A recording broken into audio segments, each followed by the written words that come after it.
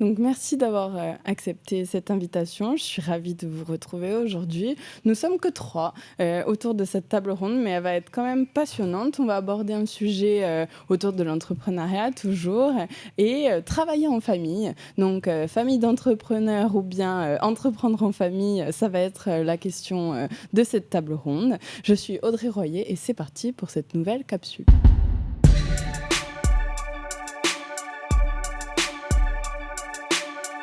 Donc autour de cette table, Laetitia Venturini, merci d'avoir accepté l'invitation. Avec plaisir. Tu es chef d'entreprise et tu as fondé avec ton mari, du coup, l'agence de communication Coalita. Exactement. Est-ce que tu peux te présenter en une phrase et présenter l'agence ? Oui, bien sûr. Donc Laetitia Venturini, on a avec mon mari Gian Venturini l'agence de communication Coalita et on accompagne les entreprises au niveau local principalement dans leur présence sur le web. Super, merci beaucoup. Anna Maria Solacaro, merci d'être présente. Merci à vous. Avocate dans le cabinet du même nom. Tout à fait. Et tu as collaboré du coup avec ton père et tu continues avec ton frère. Est-ce que tu peux te présenter rapidement ? Alors oui, je vous remercie déjà pour cette invitation et votre présence qui est très agréable. Je suis effectivement avocate au barreau d'Ajaccio. J'ai eu la lourde charge mais aussi l'immense honneur de reprendre le cabinet de mon père qui effectivement porte le même nom et je travaille assez régulièrement avec mon frère qui lui a son cabinet à Nice mais nous travaillons très régulièrement ensemble au travers de plusieurs affaires. Très bien, voilà. Super. Du coup, on va parler de l'entrepreneuriat en famille, donc avec son conjoint, avec son frère, avec son père, avec sa sœur, avec son oncle, etc. C'est quelque chose qui se fait beaucoup chez nous, hein, les entreprises familiales qu'on se lègue ou le fait de monter une société avec un membre de notre famille, ça se fait assez fréquemment. Du coup, pourquoi est-ce que... La première question, voilà, il la faut...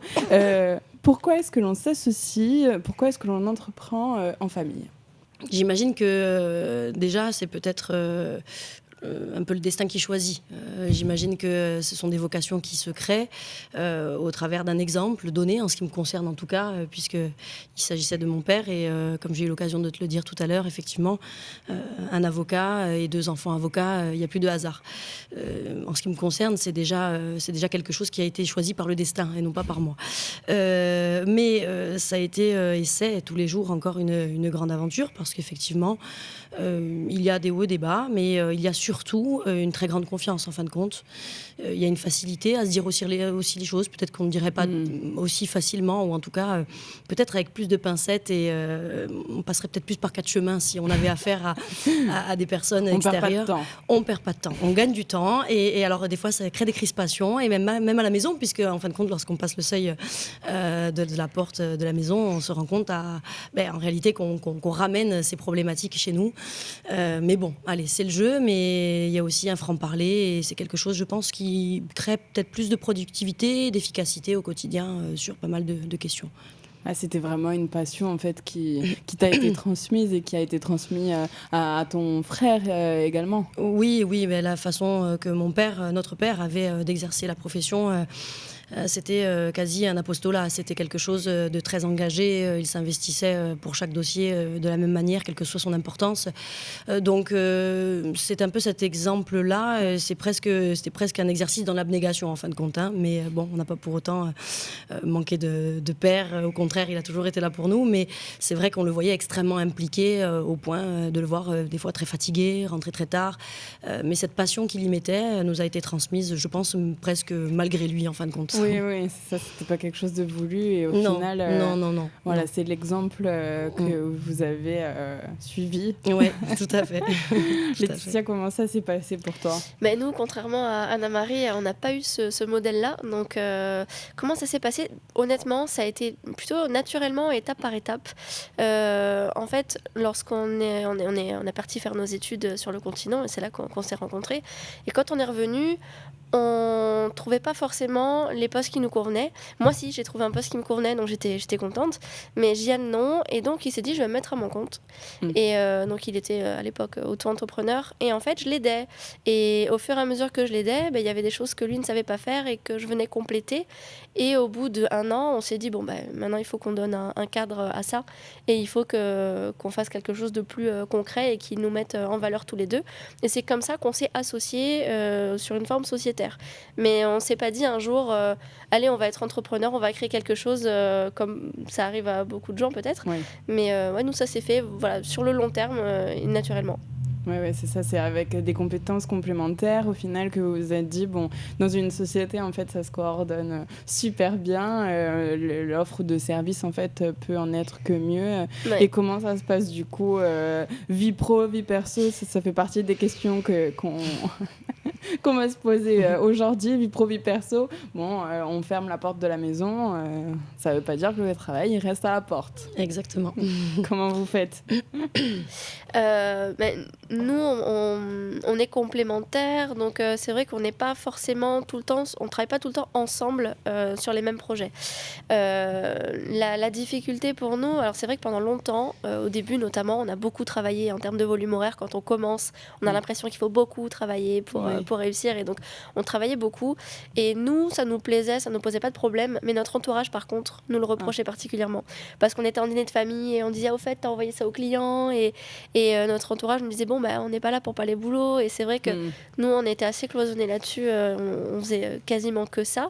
Et après, on a eu des salariés, on a eu un bureau, donc on a réussi à plus cloisonner. Aujourd'hui, on est retourné travailler dans notre bureau à la maison, donc c'est plus difficile de cloisonner parce qu'il n'y a pas ce pas qu'on franchit, le pas de la porte, donc c'est pas facile à cloisonner.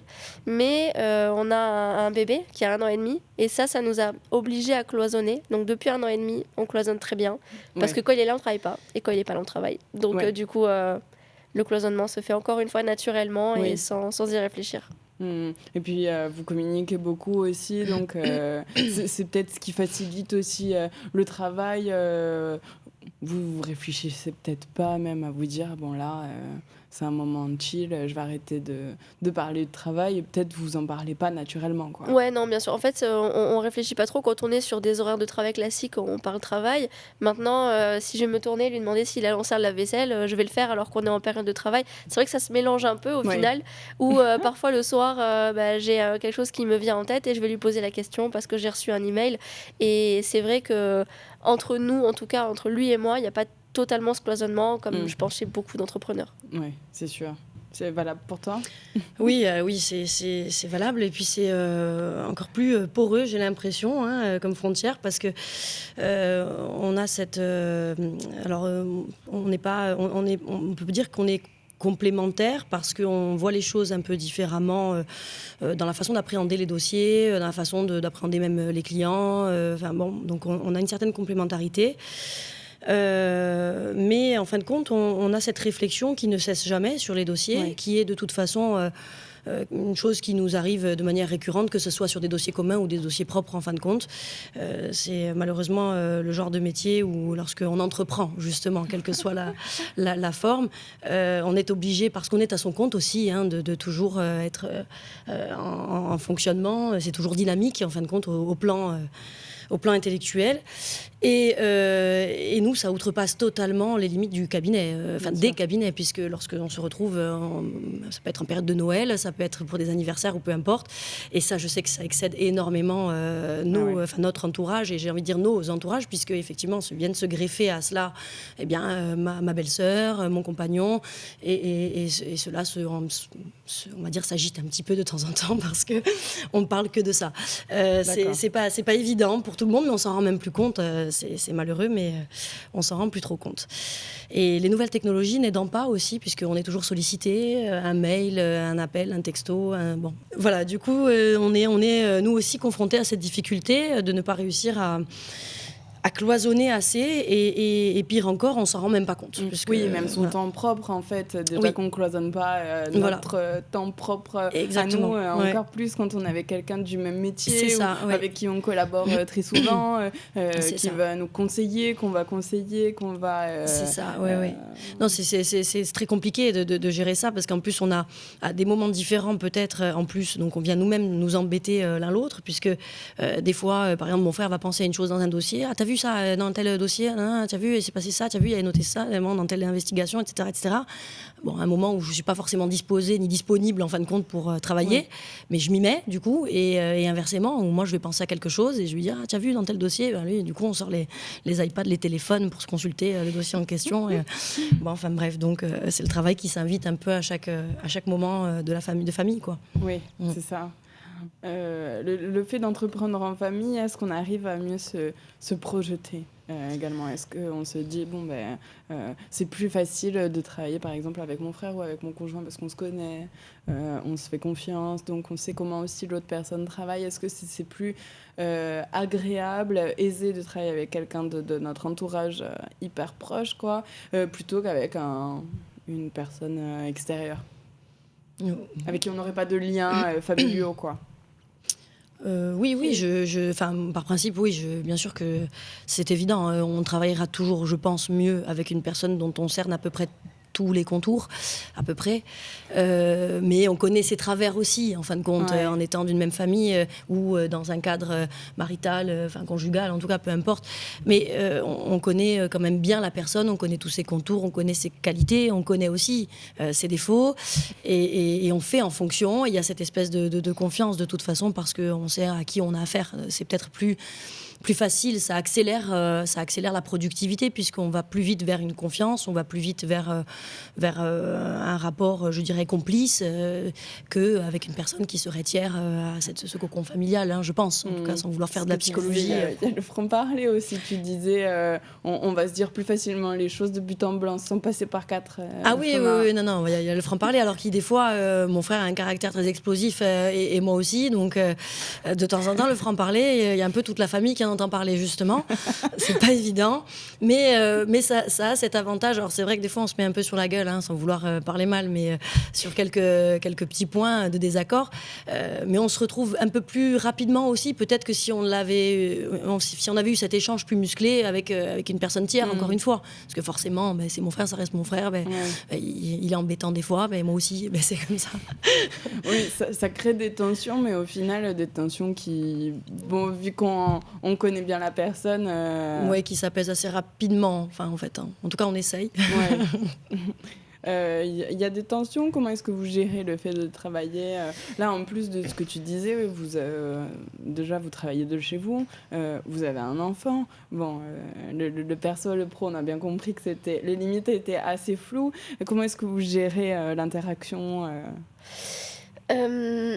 C'est vrai qu'il y a des avantages et des inconvénients. Je ne me serais pas vue entreprendre avec quelqu'un d'autre que quelqu'un de ma famille, avec un inconnu ou quelqu'un que j'aurais rencontré, ou même un ami, parce que justement, il y a cette confiance. Bon, on peut avoir confiance en un ami, mais c'est vrai qu'il y a vraiment cette confiance dans la famille que tu n'as pas avec un ami. Ouais, il y a vraiment cette confiance dans la famille que j'aurais pas avec quelqu'un d'autre.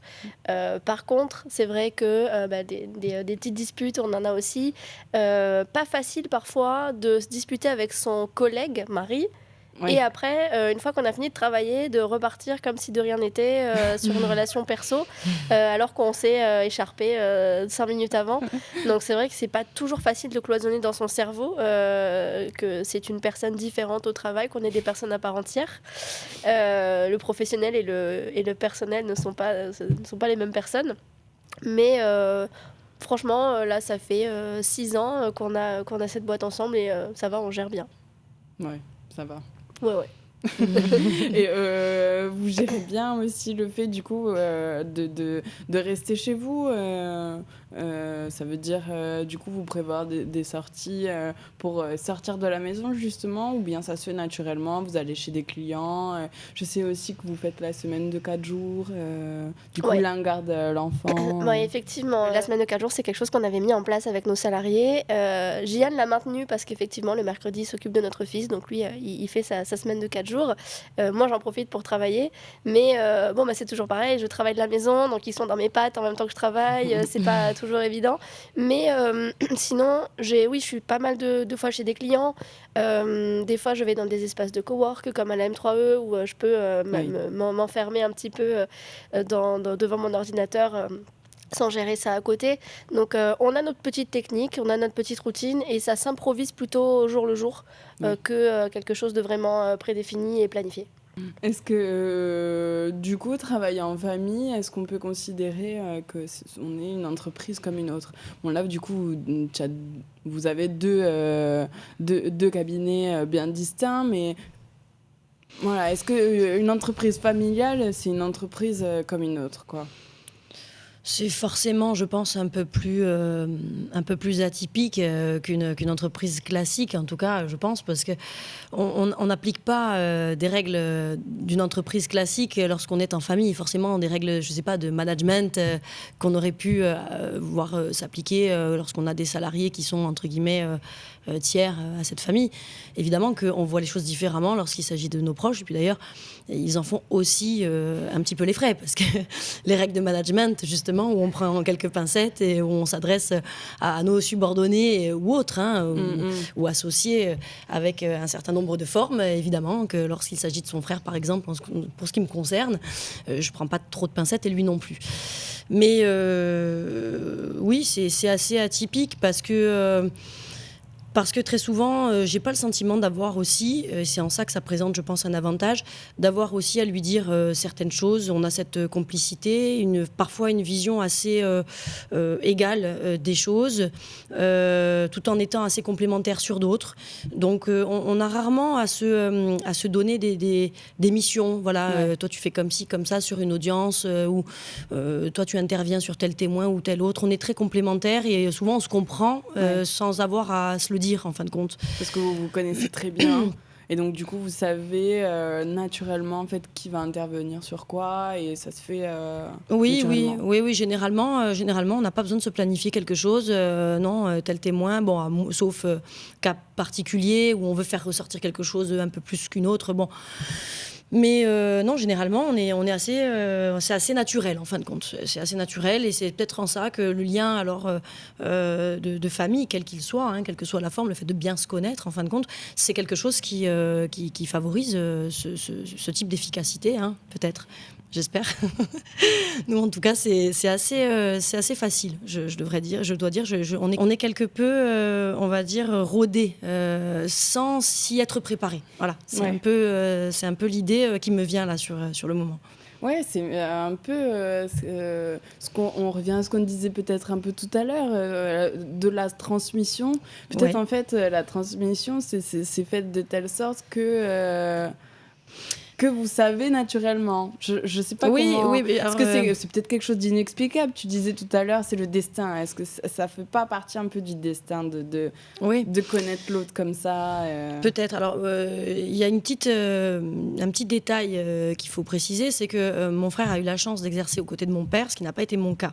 C'est-à-dire que j'ai pu apprendre à ses côtés au travers de stages universitaires, etc.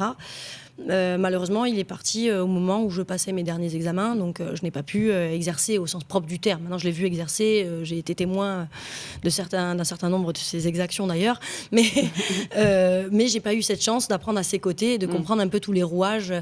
Mais là où je te rejoins, c'est que lui-même a pu transmettre à mon frère, et lui, alors en le voulant ou sans le vouloir, je sais pas, je pense en le voulant quand même un peu, me l'a transmis ensuite et me le transmet encore en retour, donc et ça nous permet peut-être d'étayer encore un peu la pratique, de pourquoi pas de la perfectionner sans prétention aucune, mais en tout cas de se caler sur un rythme commun et de faire peut-être d'autres choses ensemble encore.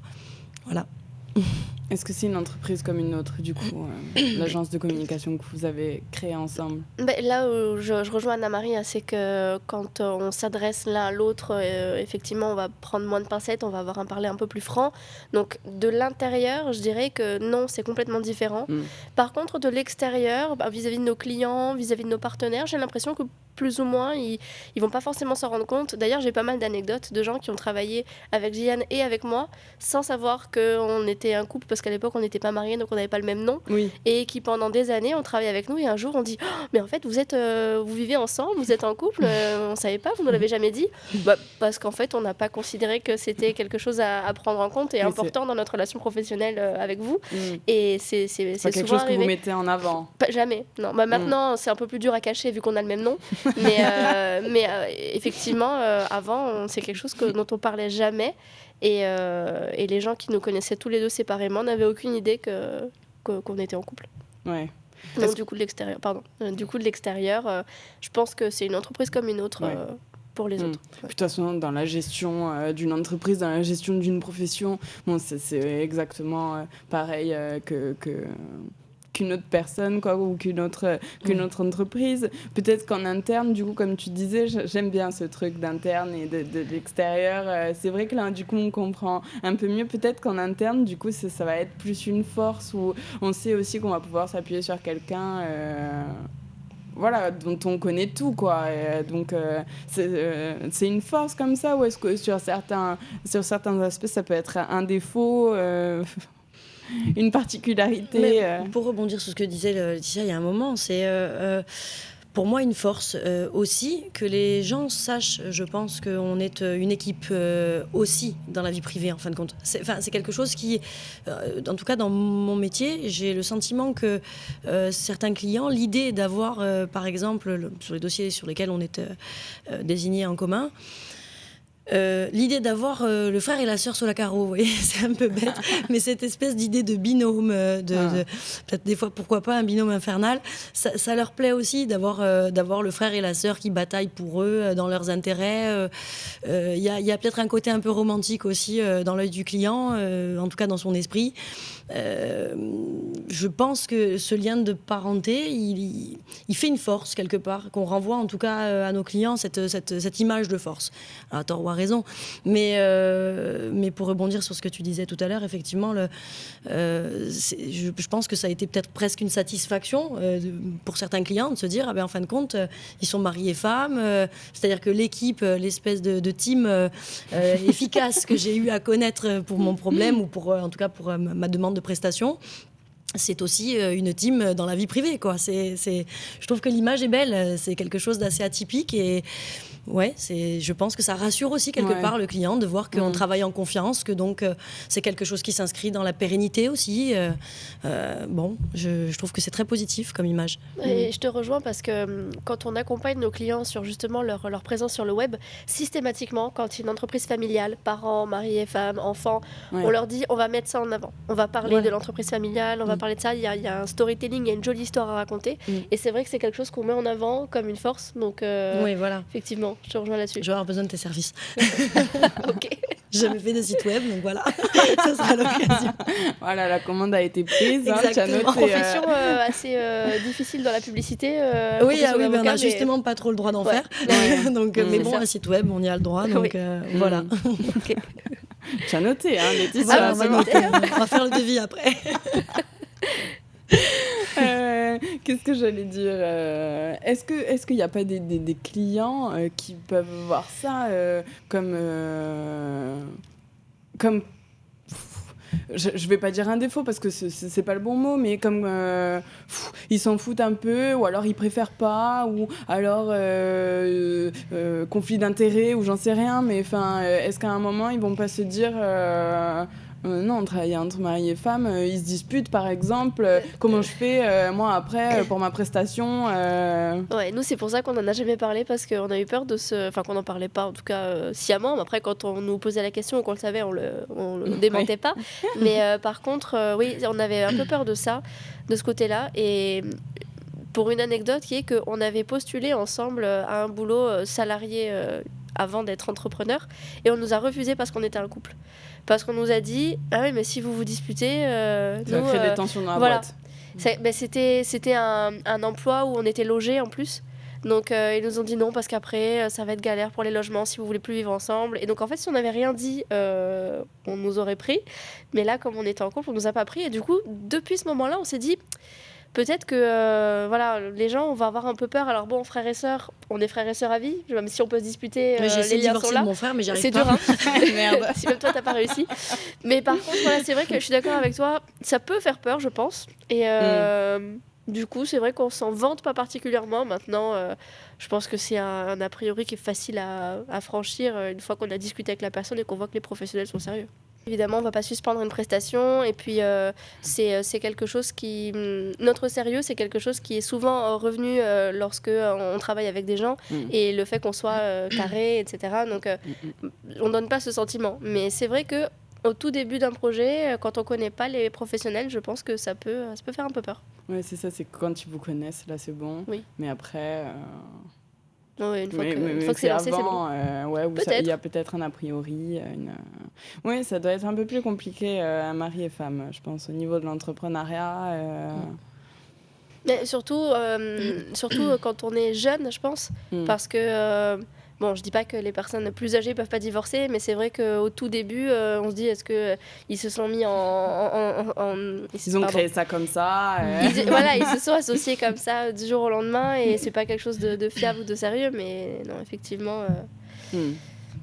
C'était très bien réfléchi, vous savez ce que vous faites. Et, En fait, c'est les compétences. On en revient au premier point, c'est les compétences qu'on va regarder, peut-être pas le statut des associés. Oui, et puis même s'il y a séparation, ça ne nous empêche pas de finir le travail proprement, professionnellement. À un moment donné, on a des engagements pro qui sont complètement dissociés de nos engagements perso. Bon, ce qu'on ne vous souhaite pas. Évidemment. Évidemment. Non, enfin moi au plan, alors tu évoquais tout à l'heure un conflit d'intérêts. Alors nous, chez nous, dans notre profession, ça a vraiment un sens très, très lourd. Oui, quand on est frères et sœurs dans ce métier, soit on nous prend ensemble, soit on nous prend l'un, mais pas l'autre en face. Tu vois, c'est-à-dire qu'on va se retrouver...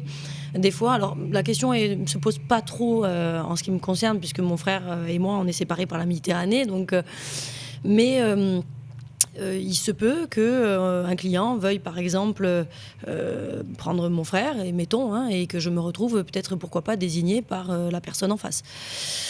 Alors oui, sur le papier, c'est mon frère. On n'est pas associés au sens propre du terme, au sens statutaire. Donc on pourrait tout à fait, en soi, défendre l'un et l'autre. Mais c'est quelque chose qu'on se refuserait à faire de toute façon, parce que quelle que soit la réponse qui serait donnée, réponse pénale en l'occurrence, puisque c'est essentiellement ce que nous faisons, le client serait peut-être d'un côté ou de l'autre légitime à se demander si on ne discute pas ensemble, si... après, on reste comme tu l'indiquais. Il y a le secret professionnel. Tout à fait, mais on reste frères et sœurs et il y aurait, je pense, une réticence. Alors, le cas s'est jamais présenté et tant mieux, voilà. Mais tant mieux parce qu'alors, mon frère comme adversaire, et je lui ferai pas la vie belle non plus. Mais, mais en tout état de cause, c'est quelque chose qui serait très gênant parce que, comme tu disais tout à l'heure, même si... tu restes professionnel et tu tiens à rester professionnel, et que ce soit mon frère, ma soeur, mon oncle, mon cousin, mon père ou mon mari, tu ferais ta tâche de la même manière. Mais en cas de problème, le client serait légitime à se poser des questions, se dire mais enfin ils sont frères et sœurs, ça s'est mal passé pour moi ou trop bien pour elle ou pour lui ou je sais pas. Donc on a quand même, je pense, quelques difficultés. On pourrait difficilement travailler contre, en fin de compte. C'est pas interdit par la loi. Non, s'il n'y a pas de conflit d'intérêt au sens propre du terme, tel qu'on l'entend déontologiquement, c'est pas parce que nous sommes frères et sœurs que voilà. Mais je pense que par souci de transparence et même quelque part de délicatesse envers les clients, que ce soit clair. Puis de toute façon, on travaille bien mieux en équipe que l'un contre l'autre. Oui, parce que je sais que par exemple pour les médecins, bon là c'est au niveau patientel, on va dire, les médecins ne peuvent pas prendre en urgence quelqu'un de leur famille. Ça leur est interdit parce qu'il y a après l'émotionnel qui se met. Oui. Oui, mais ça, alors à la rigueur, nous, ça peut se poser ce problème, et encore que là, on n'est pas de contre-indication particulière. Oui, enfin, contre-indication, oui, on va dire de texte qui nous empêche de le faire. De défendre des proches, c'est de toute façon bon pour personne. Oui. Moi, moi, en tout cas, c'est un peu ma politique, même si des fois, on a une grande frustration parce que lorsqu'il s'agit de gens proches, qu'on se sent un peu inutile et se dire, bon, en fin de compte, c'est vrai que le cordonnier est le plus mal chaussé. Ouais. Parce que... mais lorsqu'il y a des enjeux, lorsqu'il y a beaucoup d'humain, des fois beaucoup d'affect, on n'a pas le recul suffisant, on n'a pas l'analyse nécessaire à bien faire les choses. Donc oui, ça c'est encore une autre configuration qui se présente assez régulièrement en revanche dans le métier d'avocat. Par contre, avoir un membre de ta famille en alors de client, ma famille ou de ma famille ou de proches, que ce soit des amis. De toute façon, en Corse, on vit dans une micro-société. Non, c'est sûr. Tout le monde connaît plus ou moins tout le monde. Alors heureusement, ce qui nous sauve, c'est quand on arrive à travailler parce qu'on n'est pas amis avec tout le monde. Mais sinon, ce serait bien compliqué. Mais de manière générale, on a oui, chez nous en Corse, c'est très compliqué. On a toujours quelqu'un qui connaît ou quelqu'un qu'on connaît bien personnellement et quelqu'un de notre famille. Ça arrive aussi, hein, parce qu'il n'y a pas qu'Al Capone qui s'est retrouvé devant la justice. Il y a aussi des gens normaux. Voilà, ça arrive à tout le monde. Donc voilà, c'est compliqué. Mais bon, en ce qui concerne mon frère particulièrement, ce serait vraiment la configuration d'être adversaire qui poserait problème, je pense. Voilà. Et que vous empêcherez. Oui, je pense. Oui, non, ça c'est quelque chose. Moi, en tout cas, je souhaiterais pas le faire. Voilà, vraiment pas. Je voudrais revenir sur quelque chose que vous avez dit tout à l'heure. Quand je vous ai parlé du coup du franc-parler, etc., vu que c'est un membre de notre famille, peut-être qu'on va se permettre plus de choses. À ma petite échelle, j'ai collaboré un peu avec ma sœur pour un projet de podcast. Je sais qu'à ma sœur, par contre, contrairement à ce que vous avez dit, ce qui m'a un peu étonnée, moi, j'ai mis des pincettes. Avec ma sœur, des fois que j'allais m'énerver parce qu'elle n'avait pas fait telle ou telle chose, et quand je lui ai parlé, je me suis pas énervée. Donc ça m'a un peu surpris. Chacun est comme il est, mais voilà, sur certaines choses, moi je sais que je m'énerve peut-être moins avec mes proches que je m'énerverais. Est-ce que ça résulte pas justement du fait que tu connaisses très bien ta sœur en réalité je dis ça parce que, alors, je sais pas, je vais te prendre un exemple un peu lambda, mais mettons, tu aurais eu affaire à quelqu'un, encore une fois, de tiers que tu ne connais pas dans tous ses travers, pas en tout cas comme tu connais ta sœur. Il y a peut-être aussi toutes ces interrogations qui viennent te parasiter lorsque ce sont des gens que tu ne connais pas assez bien, de se dire, peut-être que s'il n'a pas fait, c'est parce qu'il, mais qu'il me le fait à l'envers, parce qu'il a fait exprès, parce que... Et là, tu vas te mettre dans des dispositions qui seraient peut-être... on va dire moins approprié à un dialogue, moins favorable à un dialogue, alors que là tu sais bien que ta sœur n'a pas agi contre vos intérêts et que c'est forcément la résultante d'un oubli ou de je ne sais quelle inattention, peu importe. Donc lorsque tu vas vers elle, tu pars pas avec ses a priori. Il y a peut-être aussi cette dimension, pour en revenir à ce qu'on disait tout à l'heure, de la maîtrise, hein, sans mauvaise interprétation, sans que ce soit péjoratif, mais la maîtrise de l'autre, c'est-à-dire qu'on connaît bien l'autre. On sait que si il agit de telle ou telle manière, c'est pas par malveillance, c'est pas par manœuvre frauduleuse ou je ne sais quoi, c'est simplement parce que c'est un oubli ou il était en l'air. Ce qui nous arrive assez régulièrement avec mon frère, dire tu as oublié ça, tu as écrit là au greffe, tu n'as pas fait. Bon bref, donc on se chamaille un peu, mais c'est vrai oui, là-dessus je te rejoins peut-être sur des choses peut-être qui sont un peu plus anecdotiques. Ça prend moins de proportions que si c'était avec d'autres, en revanche. C'est peut-être... moi, en tout cas, c'est mon sentiment. Sur des choses qui sont de l'ordre du détail, des fois, tu as écrit à telle greffe, tu as fait « Ah non, j'ai oublié, oh là, tu es longue, hein, allez, réveille-toi. » Bon, bref. Oui, et puis ça passe au-dessus, quoi. Voilà. Après, on va dire qu'on ne prend pas de pincettes sur des choses où il y a de l'enjeu, où c'est vraiment des questions fondamentales pour le traitement d'un dossier, où ça, c'est encore autre chose. Mais des questions du quotidien, oui, on prend un peu plus de pincettes. Oui, je comprends ce que tu veux dire. Oui, ou pas l'envie de se brouiller. Oui, de se dire on va pas se prendre la tête pour ça. Et quand tu sais encore une fois que l'autre n'a pas fait ça dans telle ou telle disposition, c'est pas... voilà. Moi, je pense que ça peut dépendre de la relation initiale qu'ont le frère et la sœur, parce que tu as tout type de relation frère-sœur. Tu as des gens qui s'arrachent les cheveux au quotidien. Et c'est vrai, tu vois. Et tu as des gens qui pas du tout, même dans le perso. Donc, je pense que s'il y a une relation un petit peu de chamaillerie, même bienveillante dans le perso, on peut la retrouver dans le pro, ou inversement, si la relation elle est tout le temps très calme et très posée dans en le ce qui perso. concerne mon frère et moi, on se tabassait petit. Ben voilà, Ouais. du coup. Moi, franchement, j'ai pas été, Vous avez j'ai grandi, pas été peut-être. tendre avec Oui, mes on a sœurs grandi, non on a plus. passé un cap, heureusement. Parce que... Non, mais je veux dire peut-être que si on parle pas de l'enfance, mais que entre ce qui se passe le week-end et ce qui se passe la semaine, le week-end autour d'une table, un repas de famille, et la semaine au travail, peut-être que le vocabulaire est assez constant, et au final, si on a tendance à se chamailler autour d'un repas, on va se chamailler aussi un peu au bureau, gentiment. Oui. Mais en tout cas, c'est vrai que moi, en tout cas avec mon mari, donc je pense que c'est encore un peu différent aussi, frère-sœur, parent-enfant et mari-femme. Au final, on s'adresse l'un l'autre comme dans la vie de tous les jours. Et c'est vrai que je ne m'adresserai pas à un salarié ou un collaborateur de la même façon. Parce que, voilà. Après, je te rejoins sur... j'ai déjà travaillé avec des amis proches. Et là, je te rejoins. Non seulement je prenais beaucoup de pincettes, mais en plus, j'osais même pas dire quand ça me convenait pas. D'accord. Et parce que justement, pour pas détériorer cette relation, pour pas... Ouais.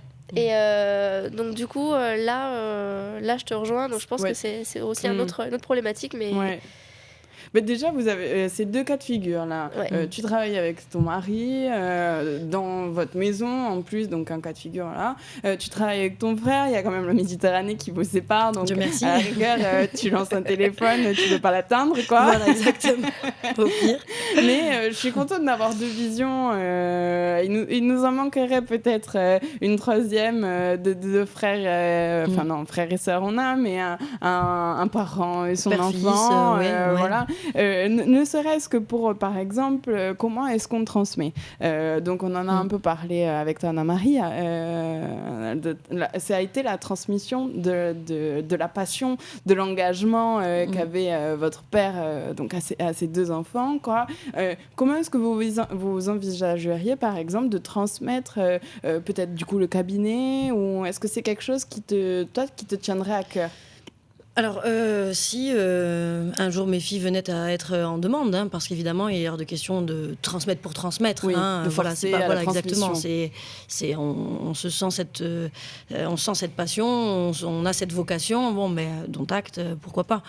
Maintenant, je les y pousserai jamais, parce que c'est un métier qui est extrêmement contraignant. Et d'ailleurs, mon père lui-même, je pense que, en fait, il nous l'a transmis malgré lui. Parce qu'il ne voulait pas forcément vous le transmettre. Il était passionné par son métier, il adorait ça. C'est un métier qui recèle d'immenses joies lorsqu'on arrive à avoir quelques succès qui sont parfois très rares. Mais au quotidien, c'est pas ça. Le quotidien, c'est souvent on prend des coups de bâton, il faut savoir se relever. C'est un peu un combat de boxe au quotidien. On monte sur un ring, on prend surtout des coups. Surtout le pénal. Et savoir les encaisser pour pouvoir riposter au plus vite. Alors je schématise beaucoup ça, mais c'est un peu ça au quotidien. Donc mon père, je pense qu'il espérait tout de même peut-être quelque chose de plus tranquille, de plus apaisé pour nous. Mais il nous l'a transmis malgré lui. Alors oui, si quelque part un jour mes filles venaient à être intéressées par cette profession, je les empêcherai pas, mais je voudrais qu'elles soient bien au fait de toutes ces contraintes, comme d'ailleurs notre père nous en a informé. Ça là-dessus, il s'en plaignait bien assez, il soupirait bien assez à table, ou alors lorsqu'il raccrochait le téléphone, on comprenait que c'était pas si évident que ça. Mais cette ambiance, cette tension, ces enjeux, en fin de compte, cette implication personnelle pour les autres. Souvent, ce qu'on dit, c'est que l'avocat, c'est un mendiant, mais c'est un mendiant d'honneur parce qu'il mendie pour les autres. Et c'est en ça que cette notion presque, alors c'est très romantique ce que je dis là, mais presque de Robin des Bois en fin de compte. C'est un peu ça qui nous a séduit, mon frère et moi. Alors à tort ou à raison, parce que sur le terrain, c'est pas tous les jours comme ça. Mais on a quand même ce sentiment d'être utile, de servir à quelque chose, de combattre contre, des fois de combattre pour des causes, presque de militer, parce que c'est encore un des seuls métiers où on a la chance de pouvoir prendre la parole, d'être entendu. Alors, je ne sais pas si on nous écoute et si véritablement ça a un impact sur le long terme, mais d'être entendu. Donc, on se dit que c'est un peu ça qui nous a transmis cette image-là du métier, qui est encore peut-être un des derniers remparts dans un état de droit, peut-être pour lutter contre un arbitraire. On peut encore s'exprimer. Après tout, Napoléon disait qu'il fallait couper la langue aux avocats. C'est peut-être pas pour rien. En effet. Qu'est-ce que tu penses, Laetitia, de la transmission Écoute, honnêtement, j'ai jamais réfléchi jusqu'à tout de suite. C'est encore un peu tôt, 1 an et demi, bon, oui, d'accord. ouais. Bon, déjà, c'est vrai que de mon côté, j'ai pas reçu de transmission. Et pour transmettre, en plus, mon métier, franchement, tous les ans, j'ai l'impression que j'ai un métier différent. Ouais. Parce qu'avec toutes les évolutions qu'il y a, je n'imagine pas du tout que dans 15-20 ans, mon métier soit le même. Même, je me pose souvent des questions de qu'est-ce qu'on va faire dans 5 ans. Parce que, est-ce qu'il y aura encore des sites? Est-ce qu'ils seront... Enfin, tu vois, c'est... Ouais. Déjà, aujourd'hui, on n'utilise plus du tout les mêmes technologies qu'il y a 5 ans, qu'on s'est créé il y a 6 ans. Donc, quand on a commencé, on n'utilisait pas du tout les mêmes technologies, on n'avait pas les mêmes prestations, c'était pas les mêmes canaux de communication qui étaient disponibles. Donc, est-ce qu'il y aura encore tout ça dans 5 ans, dans 10 ans? Je sais pas. Est-ce que juste le métier se transformera? Est-ce qu'il existera quasiment plus? Franchement, la transmission, c'est trop flou pour moi aujourd'hui. Ouais. Mais surtout dans ce secteur. Quoi. Ouais, voilà, et précisément dans ce secteur. Après, si mon fils, on lui transmet notre passion par le fait qu'on en parle souvent et parce qu'on adore ce qu'on fait, tant mieux. Mais encore, comme je rejoins Anna-Marie, jamais je l'y pousserai, jamais je l'encouragerai. Parce que s'il aime, tant mieux. S'il aime pas, Bien ce sûr, qu'il veut. pour rebondir, je me permets parce que ce que tu dis c'est très intéressant. Tu dis en fait la transmission, bon, je l'y pousserai pas, mais s'il a cette passion au gré de nos discussions auxquelles il assiste dans un cocon familial, c'est ça qui est intéressant, c'est que je pense que pour rejoindre ce que je te disais tout à l'heure, la transmission, c'est quelque chose qui s'est fait en fait, je pense malgré lui, mais parce que justement nous on a assisté à tout ça indirectement, il l'a pas choisi, mais on a entendu tout ça et ça nous a, on s'est dit c'est quand même c'est rigolo le combat en fait. Alors bon, c'est pas rigolo tous les jours, mais étant jeune, au début, on se disait, c'est fou, notre père est un héros, en fait. Mais du coup, il vous en parlait quand même volontairement. Beau, parce qu'il avait ces discussions avec quelqu'un d'autre dans la famille. Non, même pas, en fait, c'était... non, parce que bien sûr, c'est couvert par le secret, tout ça, donc on avait aucune... En plus, on était enfants et ados, bon, donc bien évidemment, c'est pas avec nous qui rentrait dans le détail. Mais des fois, on l'entendait au téléphone, alors des fois avec des confrères, des fois avec, des clients ou d'autres, bon, je sais pas, des associés, peu importe. Mais on comprenait que se jouaient des stratégies, que se jouaient des réflexions sur des dossiers, une façon d'agir à point nommé parce qu'il fallait le faire à tel moment et pas à un autre. Bon. Et on le voyait comme ça faire les 100 pas sur la terrasse en train de réfléchir à comment... et on se disait, en fait, et puis après, on avait il a été médiatisé par moments, donc on allumait la télé le soir, on le voyait, on était fiers, c'était notre papa à la télé. Donc en fait, sans nous en parler directement, mais en le voyant faire, cette transmission s'est faite. En fait, je rejoins ce que tu disais, si peut-être ton fils, au gré de tous ces moments-là où il t'entend parler avec son papa, on a fait ci, on a fait ça, voilà, vous êtes tous les deux, donc on a créé telle chose, tu as vu ce site qu'on a fait, ou je ne sais quelle prestation que vous pourriez accomplir avec fierté et en parler tous les deux et vous enorgueillir d'avoir réussi à faire telle ou telle chose. Donc en fait, c'est plus la passion qui se transmet qu'une entreprise. Exactement. Ou une volonté. C'est exactement ce qui me vient à l'esprit, c'est plus cette passion, voilà, cet amour de la chose bien faite, enfin en tout cas faite à notre manière, mais qu'on estime bien faite, qu'on transmet presque sans le vouloir parce qu'on est fier de ce qu'on fait et parce que ça nous plaît.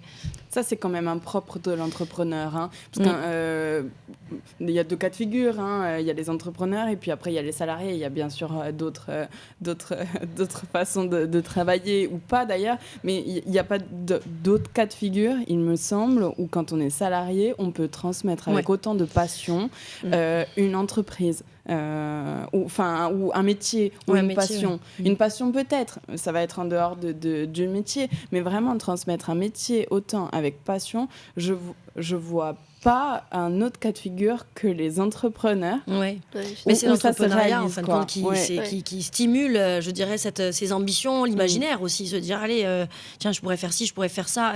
En fin de compte, c'est malheureux, mais c'est vrai que lorsqu'on est peut-être dans un cadre de salariat, quel qu'il soit, et c'est d'ailleurs très triste, je trouve que les employeurs en eux-mêmes ne soient pas en mesure de donner peut-être plus de plus d'initiatives, de laisser plus champ libre à l'imaginaire, à l'imagination en tout cas, de leurs salariés, parce que c'est comme ça qu'on crée. Et c'est triste que l'on soit souvent enfermé dans des fiches de poste, tu vois, des trucs.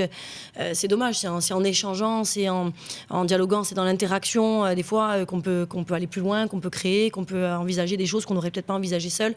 Et ce que permet l'entrepreneuriat, ce que permet quelque part notre position, alors parce qu'on est à notre compte et qu'on peut se permettre de prendre le risque aussi Mais par contre, en ce qui me concerne, dans mon cabinet, c'est très familial. On travaille, on est que des associés. Avant d'être associés, on est amis. On est très très proches. Et même ma secrétaire est une femme que j'adore, qui est quelqu'un qui est comme ma famille. Et tout le monde y va un peu de son initiative. On a quasiment tous un peu carte blanche parce qu'on se fait confiance. Et au contraire, plus on a d'idées, mieux c'est. Mieux on crée. Voilà. Ouais, mais sans dénigrer le salariat, je pense qu'on peut être complètement passionné de son métier en étant salarié. Bien Mais j'ai du mal à imaginer qu'on puisse être aussi passionné de son entreprise en étant salarié quand on l'a pas créé, quand on n'a pas participé au fondement. On peut partager les valeurs, mais on peut pas tout partager. On peut pas partager à 100% la vision d'un patron qui, lui, par contre, déjà, c'est pas facile des fois entre associés d'avoir exactement la même vision. Alors avec tous les salariés, on imagine que c'est impossible de faire adhérer tout le monde. Ça voudrait dire que le salarié, au bout d'un moment, prendrait des parts, s'investirait, deviendrait associé. Pourquoi pas, mais c'est vrai que c'est pas la norme. C'est pas la norme. Voilà. Donc je pense qu'on peut aimer son métier en étant salarié. Je pense que c'est un très bon choix aussi d'être salarié autant qu'entrepreneur. Mais je pense qu'on peut pas être autant passionné que lorsqu'on choisit exactement ce qu'on fait, comme on le fait, quand on le fait. Et du coup, il y a effectivement moins de transmission. Après, je pense aussi que quand on est entrepreneur, on est plus ou moins forcément passionné. Oui. Alors que quand on est salarié, proportionnellement, je pense qu'il y a beaucoup moins de passionnés de leur métier. Il y a des gens qui parfois le font en attendant d'être entrepreneur, en attendant de faire autre chose, ou parce qu'on peut ne pas avoir le choix. Alimentaire. Aussi. Et du coup, il y a forcément une proportion moindre de salariés qui va transmettre une passion inévitablement. Ouais. Oui, ce qui est assez dommage, encore une fois, c'est peut-être aussi dans la façon de voir les choses. Moi, tout ce qui est management, tout ça, je n'y ai jamais rien compris. Je suis très mauvaise d'ailleurs là-dedans, voilà, je pense. Mais bon, c'est peut-être cette idée aussi de vouloir conserver quelque chose de...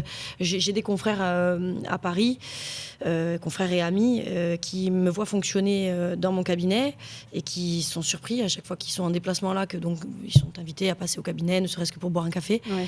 Dire, mais comment, ta collaboratrice, vous tutoyez, vous êtes amis, oui, enfin je veux dire, mais je trouve que ce qu'il y a de triste aussi, c'est que peut-être justement, alors oui, on peut pas le faire avec tout le monde dans toutes les configurations, c'est délicat, mais dès lors qu'on arrive à instaurer une relation de confiance et qu'on arrive, moi je trouve que c'est un luxe de travailler comme ça, c'est un véritable luxe, c'est une sérénité du quotidien, on a bien assez d'affrontements justement dans le métier d'avocat au quotidien, puisqu'on est payé pour ça, pour être pour et contre d'autres, donc autant passant la porte de son cabinet, être un peu à l'aise, quoi, voilà. Et moi j'ai toujours voulu travailler comme ça parce que mon père lui-même, alors là aussi sans trop le voir faire, mais j'allais souvent lorsque je sortais du collège, il y avait le cabinet juste à côté, donc j'allais les heures de creux, j'avais bien sûr pas le droit d'aller errer en ville, donc je m'arrêtais au cabinet de mon père, puis je voyais le fonctionnement, c'était des amis avant tout, les associés entre eux, et même les collaborateurs, ils se tutoyaient, ils se chambraient, mon père, c'était pas le boss, bien sûr, il y avait ce respect pour lui en tant qu'ancien, hein, ça lui aurait pas plu que je dise ça, mais bon, en tant qu'ancien, mais il y avait tout de même ce relationnel assez facile, on pouvait aller lui parler de tout en cas de problème, bon, et je trouve que là aussi ça accélère beaucoup de choses, enfin, si vous avez un salarié qui ose pas venir vous voir parce qu'il a peur de vous, c'est compliqué, non mais bon, c'est des trucs, voilà. Oui, entre associés, et puis surtout quand on est de la même famille, ou alors qu'on est très proche. Voilà, bon, c'est bon, normalement il y a... Voilà, ça dépend peut-être de la relation qu'on veut, pour reprendre ce que tu disais tout à l'heure avec tes amis, où tu as déjà travaillé avec tes amis, et toi où tu prenais plus de pincettes aussi. Je pense que ça va dépendre de la relation qu'on a avec les personnes et des types de personnes avec qui on va travailler aussi, où on sait que par exemple si la personne en face, c'est ça, si elle est peut-être si on peut pas la chambrer par exemple, on sait très bien, il y a des amis avec qui je pourrais pas travailler, même si ça reste des amis, ce sont des gens que j'apprécie, mais il y en a d'autres avec qui je peux travailler, je sais très bien qu'il n'y a pas de susceptibilité mal placée, il y a pas de il y a des personnes qui sont susceptibles et d'autres qui ne le sont pas, on arrive plus ou moins à travailler avec, et c'est vrai que quand que ce soit au niveau de la famille ou au niveau du cercle, de l'intime, quand on arrive à trouver des personnes avec qui on est complémentaires, qu'on arrive à travailler, qu'en plus on s'associe, on travaille ensemble, on est passionnés, etc. C'est vrai que c'est quand même une autre structure d'entreprise. C'est qu'une entreprise où il y a des associés qui ne se connaissent que par le travail, ou voilà, il y a la valeur humaine. Déjà qui est essentielle dans l'entreprise, et ça facilite beaucoup de choses. Au final, il y a il doit y avoir des défauts, bien entendu, comme Oui, bien dans sûr. toute structure, mais je trouve quand même qu'ils sont moindres que dans d'autres structures. Ouais, Voilà. ouais, ouais.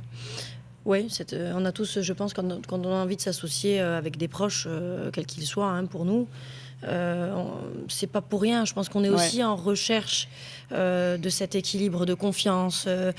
Moi, je pense que c'est pas pour rien si aujourd'hui, par exemple, voilà, mon cabinet, encore une fois, est composé essentiellement d'amis. Alors, ce sont des confrères, bien sûr, mes associés, mais ce sont des amis d'abord. Ma collaboratrice, qui travaille donc entre guillemets pour moi, mais moi, je considère qu'elle travaille avec moi.